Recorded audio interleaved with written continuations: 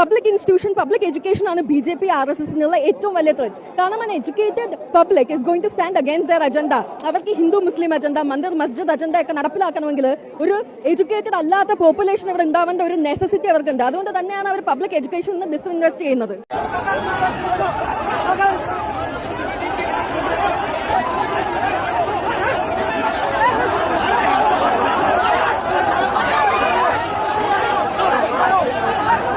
മനുഷ്യന്റെ ജീവിതത്തെ, അതായത് വരുന്ന തലമുറയുടെ ജീവിതത്തെ പോലും ബാധിക്കുന്ന അടിസ്ഥാനപരമായ വലിയൊരു പ്രശ്നം ഇവിടെ നിൽക്കുമ്പോഴാണ് ഇവിടെ ഓരോരുത്തർ ഹിന്ദു മുസ്ലിം ക്രിസ്ത്യൻ എന്ന് പറഞ്ഞ് നടക്കുന്നത്.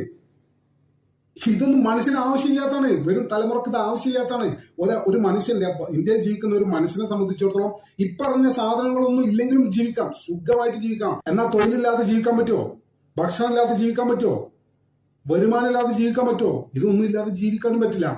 അപ്പോ ജീവിക്കാൻ അത്യാവശ്യമായിട്ടുള്ള എല്ലാ കാര്യങ്ങളെയും മാറ്റിവെച്ച് മനുഷ്യന് ഇന്ത്യയിൽ, ഈ നാട്ടിൽ ജീവിക്കാൻ ഒരു ആവശ്യവുമില്ലാത്ത ജാതിയും മതവും എടുത്ത് ആളുകളെ തമ്മിൽ തല്ലിച്ച് നടക്കുന്നവരുടെ ലക്ഷ്യം ഒന്ന് മാത്രമാണ്, അധികാരം. അതിനുവേണ്ടി നിങ്ങളെയും നിങ്ങളുടെ മതത്തെയും നിങ്ങളുടെ ജാതിയും നിങ്ങളുടെ കുടുംബത്തെയും വെച്ച് വരെ ഇവർ രാഷ്ട്രീയം കളിക്കും.